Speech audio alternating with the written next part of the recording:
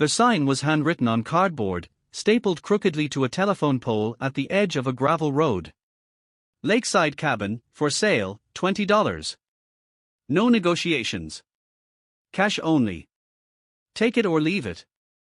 Nora Chen almost drove past it. She was 24 years old, running on gas station coffee and 3 hours of sleep, hauling everything she owned in the back of a borrowed Honda that smelled like wet dog and old French fries. She had $47 in her bank account. She had no apartment to return to. She had no job waiting. She had a degree in environmental science that nobody seemed to want, a mother who had stopped answering her calls 6 weeks ago. And a particular kind of exhaustion that doesn't come from missing sleep, it comes from missing purpose. She almost drove past the sign. But something made her press the brake. Maybe it was the word Lakeside. Maybe it was the absurd, almost insulting price.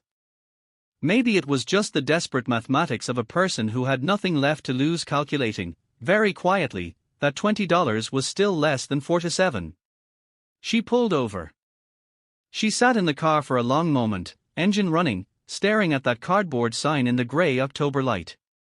Then she reached into her purse, pulled out a crumpled $20 bill, and got out of the car. What happened next didn't just change where she lived. It changed who she was. 3 months earlier, Nora had been someone with a plan. Not a flashy plan. Not the kind that gets you featured in magazines or invited to panel discussions. Just a quiet, honest plan, the kind built by a person who grew up watching her mother work double shifts at a linen factory and decided very early that education was the ladder. And she was going to climb it regardless of how her hands hurt. She had worked her way through university. Waitressing on weekends. Tutoring high schoolers on Tuesday evenings. Eating rice and canned beans not because she was dramatic about poverty but because the math simply worked out that way. She graduated with honors in environmental science, wrote a thesis on watershed contamination in rural communities, and sent it to 17 different environmental nonprofits, 3 research labs, and 2 government agencies. 14 rejections. 3 silences. 0 offers.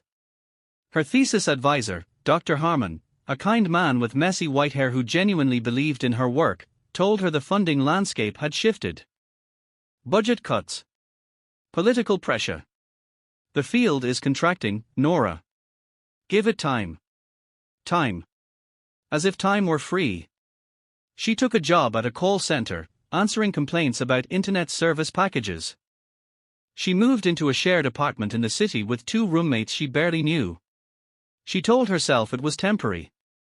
3 months passed. Then 4. Then the apartment lease ended, both roommates moved on, and the new landlord raised the rent by $400.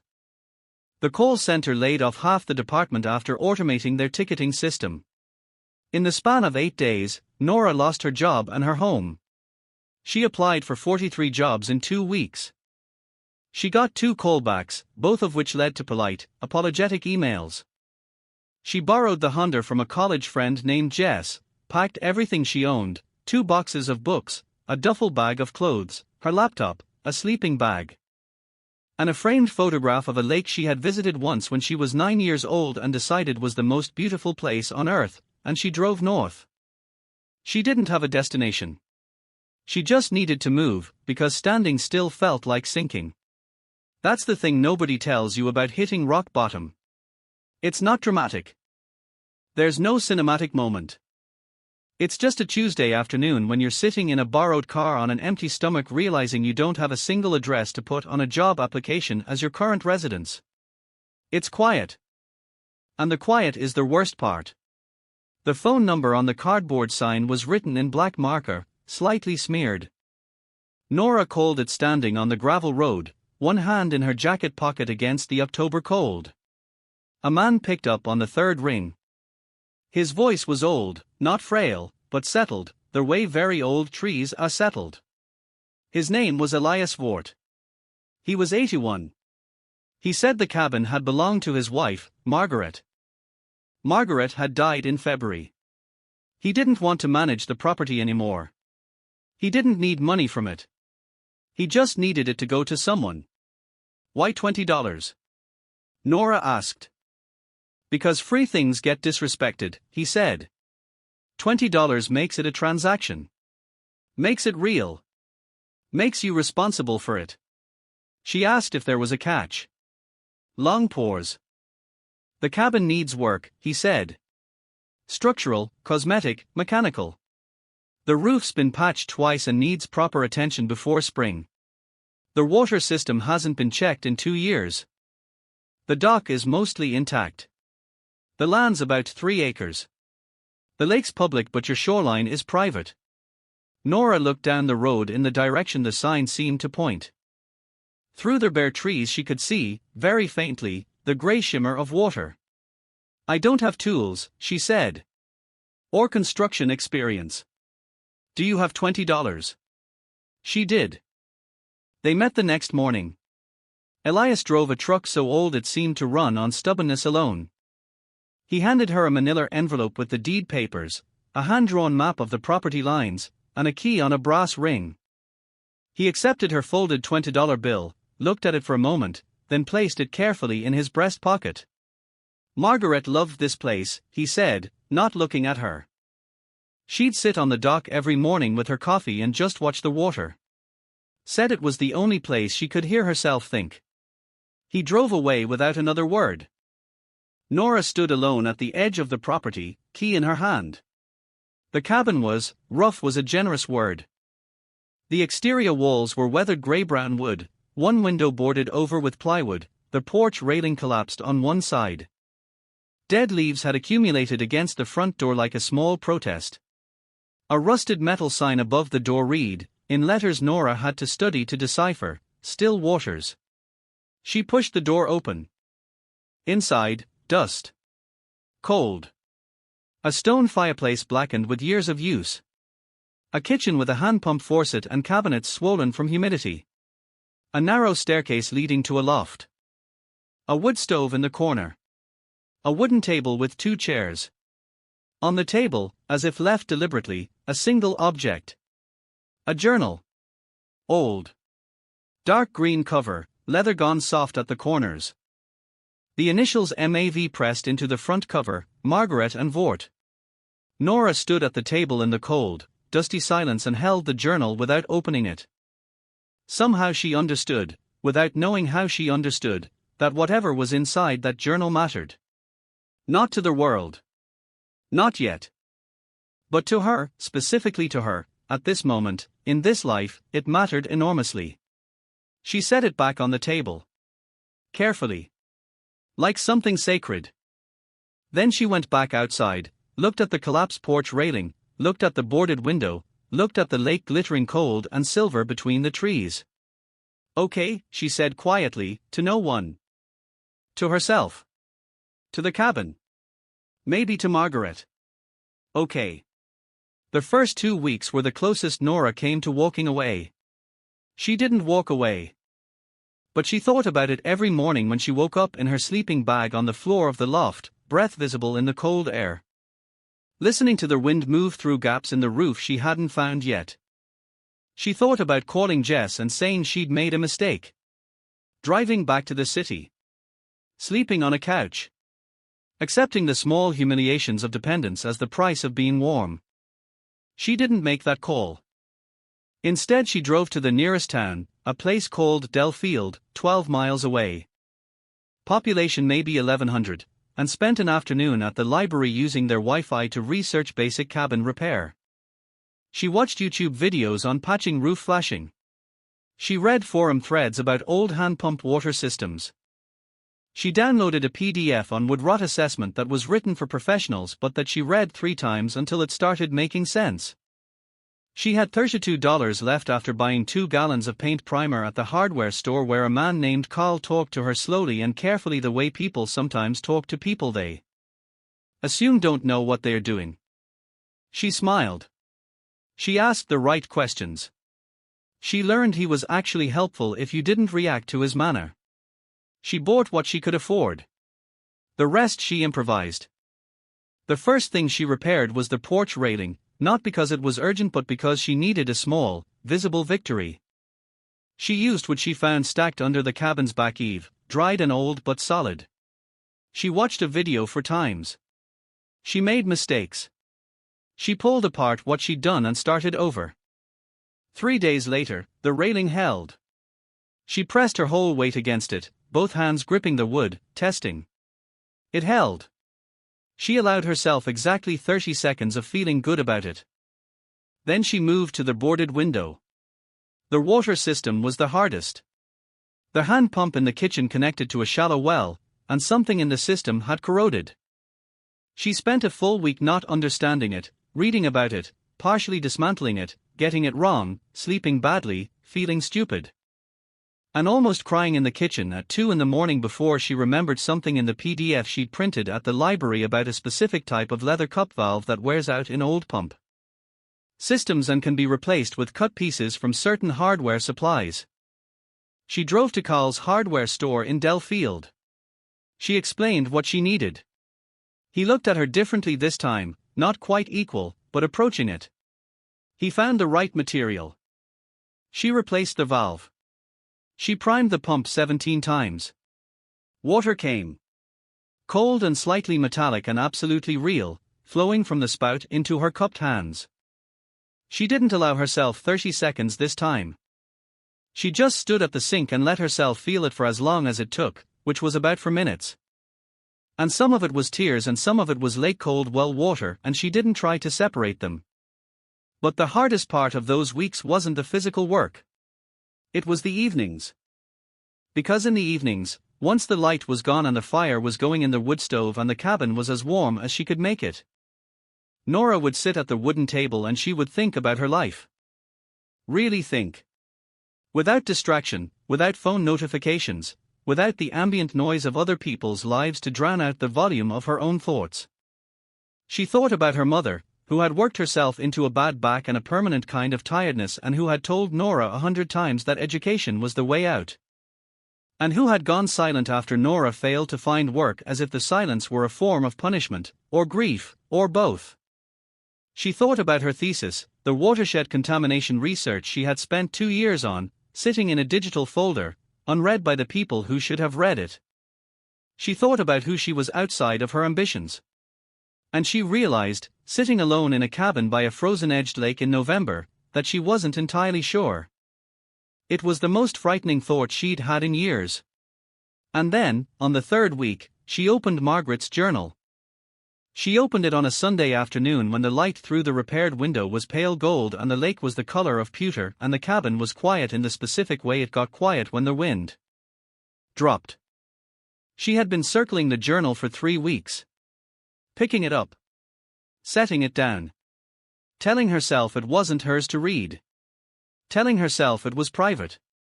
But Elias had left it there. He had known it was there. He had handed Nora the keys and driven away. He had left it on purpose. The journal dated back 22 years, to when Margaret was 53, the same age she had bought the cabin, though she paid considerably more than $20. The entries were not daily but irregular, sometimes weeks apart, written in a clear, angular hand that suggested someone who had chosen every word deliberately.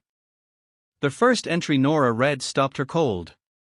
I was a research biologist for 19 years.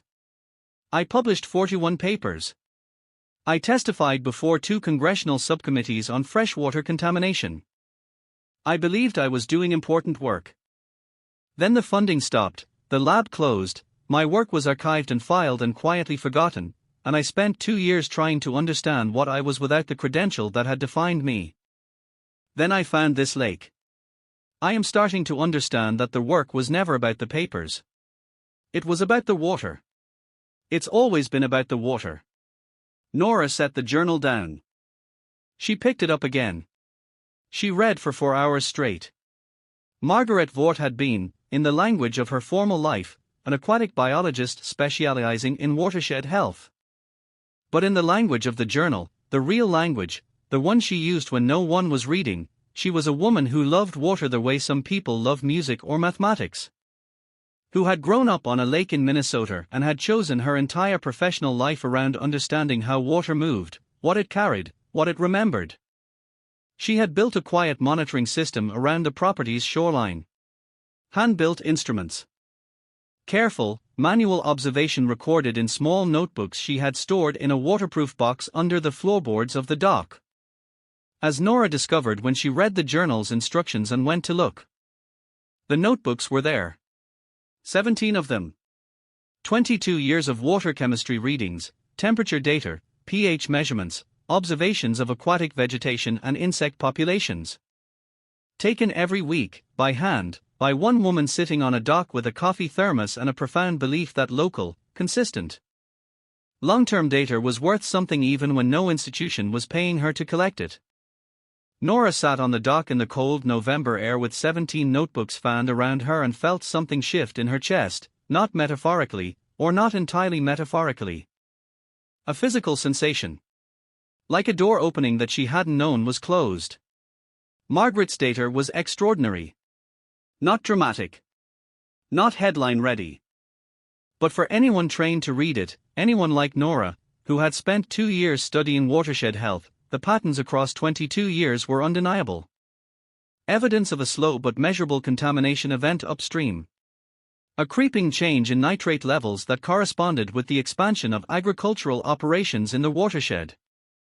Exactly the kind of local, long-term, manually verified dataset that was nearly impossible to replicate and that every environmental researcher Nora had ever met would have cried for joy to have access to. Margaret had been sitting on this. Alone. For 22 years. Because no one had thought to ask. Nora sat on the dock as the light failed and the cold deepened and she didn't move for a long time. Then she went inside and opened her laptop and began to write. It didn't happen fast. It didn't happen easily. And it didn't happen the way she imagined. The first email she sent was to Dr. Harmon, her old thesis advisor. She attached scans of 3 of Margaret's notebooks, the most data-dense ones, and wrote a careful, 3-paragraph explanation of what she had found and what she believed it indicated. She sent it at 11:30 at night and then sat in the dark by the wood stove waiting for a response that obviously wouldn't come until morning. It came at 7:14 a.m. Nora. Where are you? Call me. She called him. He was quiet for a long time after she finished explaining. Then, this is a 22-year longitudinal dataset on a freshwater body in a region with no institutional monitoring presence. Yes. Manually collected. Cross-referenced. Calibrated. She was meticulous. She kept her methodology notes in a separate book. Another long silence. Then, send me everything. The months that followed were some of the hardest and most alive of Nora's life. She stayed at the cabin. That was the first decision, and it was not a small one. She could have packed the notebooks, driven back to the city, found a university affiliation, moved the work into an institution. She considered it. But she kept coming back to one of Margaret's later journal entries, written about 3 years before her death. The data has value because it is of this place. The moment you separate the knowledge from the location, something essential is lost. The lake is not a subject. It is a participant. Nora stayed. She set up her own monitoring station, better instrumented than Margaret's, but built on the same principles. She applied for a small environmental research grant through a regional conservation organization, using Margaret's data as the foundation of her proposal. She was rejected the first time. She revised. She was rejected again. She revised again, this time asking Carl at the hardware store and 2 people she'd met at the Delfield Library to read it for plain language clarity. The third application was funded. Not much. $11,000. But it was real. She fixed the roof properly. With help from a neighbor 2 properties down named Rowe, short for Rosalind, who turned out to be a retired contractor and who showed up one Saturday morning with tools and no explanation beyond, "I saw you wrestling with that flashing by yourself last week and I couldn't sleep." Nora learned to use tools correctly. She learned to read weather patterns in the behavior of the lake. She learned that the lake had a rhythm, the way it moved in the morning was different from afternoon, and the colors it held at dusk were information if you learned to read them. She called her mother in December. That conversation was a long one, and not easy. Her mother had gone silent not out of punishment, it turned out, but out of a particular kind of shame, the shame of a mother who had told her daughter that education would fix everything and who felt personally responsible for what she saw as her daughter's failure. It was complicated. They were both crying by the end of it. But the call happened. The next one was easier. The one after that, easier still. She was not suddenly happy. She was not suddenly successful in any glossy, recognizable way. She was a 24-year-old woman living alone in a cabin she had bought for $20, monitoring a lake that nobody famous cared about. Eating simply and sleeping well and working in the particular focused silence that comes when you are doing something that is genuinely yours. But the posture of her life had changed. Before, she had been reaching towards something outside herself, a job title, an institutional approval, someone else's recognition of her value. Now, she was working. Just working. Because the work was real and the lake was real and the data mattered regardless of whether anyone was paying attention yet. That shift, that reorientation from external validation to internal purpose, was the thing that nobody would photograph or put in a press release. But it was the only change that was actually lasting. Spring came to the lake slowly. The ice on the shoreline pulled back inch by inch over 3 weeks in March. The first morning she heard frogs, actual frogs. A sound she hadn't even known she was waiting for. She stood at the edge of the dock at 5:30 a.m. with her coffee and felt something she could only describe as located. Like a compass finding north.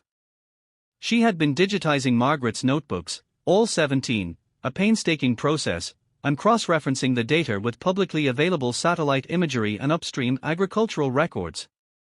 The picture that was emerging was clear enough now to be uncomfortable. There was contamination.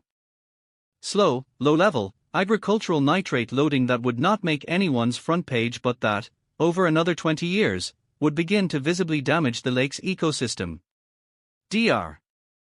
Harmon had connected her with 2 researchers at a regional university who were studying the same issue at a broader scale.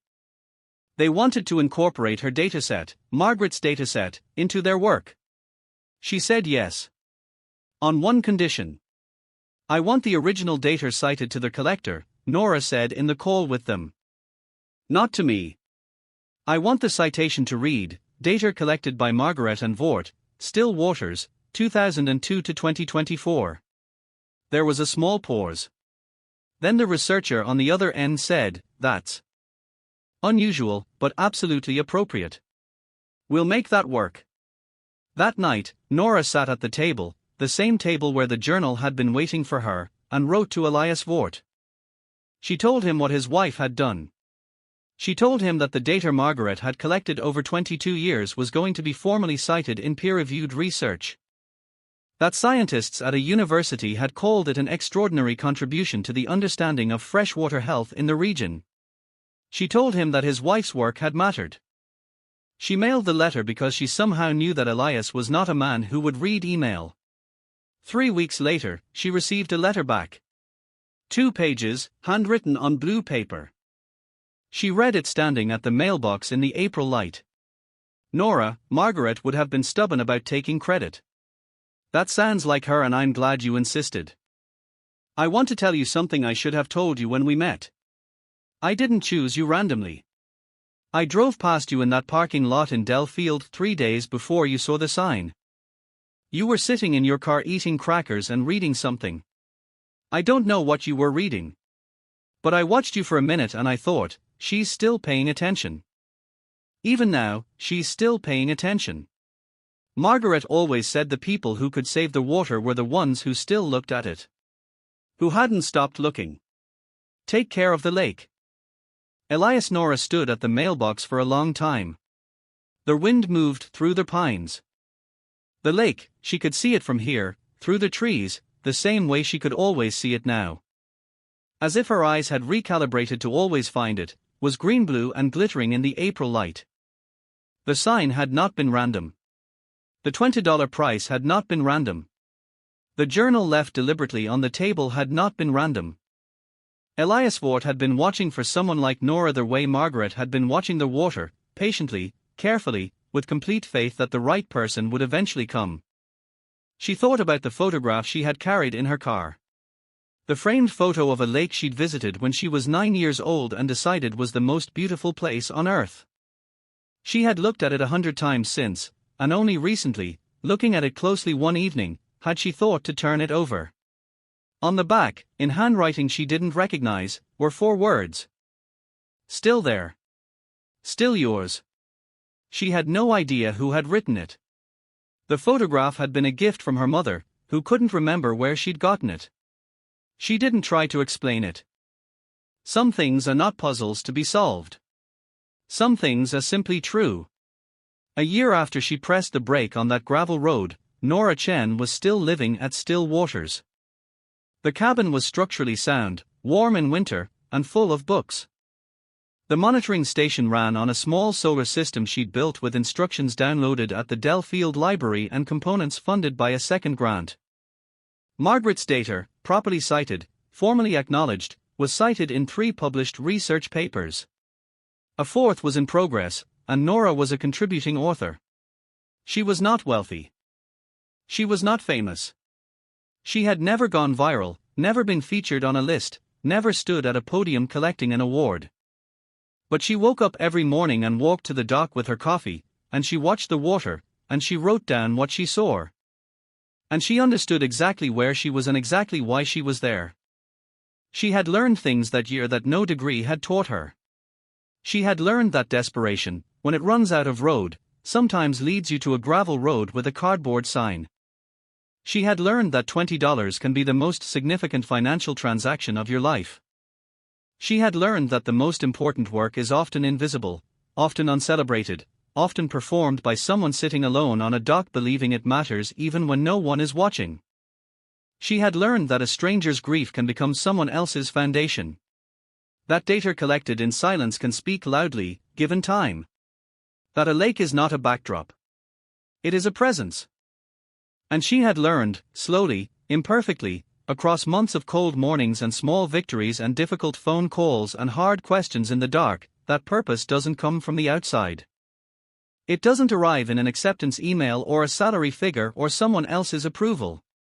It grows from the inside out, like something rooted, patient, drawing water upward from deep underground. The lake was the same lake every morning. But she was not the same person. And the difference, the whole enormous, quiet, radical difference, had started with almost driving past a cardboard sign on a gravel road. With 20 crumpled dollars in a stranger's breast pocket. With a journal left on a table by someone who believed, without knowing her name, that the right person would come. Here is the question worth sitting with: what are you almost driving past right now, because the price seems too strange, the risk seems too strange? The life it offers seems too small or too quiet or too different from the life you thought you were supposed to want. What is waiting for you in the place you haven't yet been willing to stop? Still there. Still yours.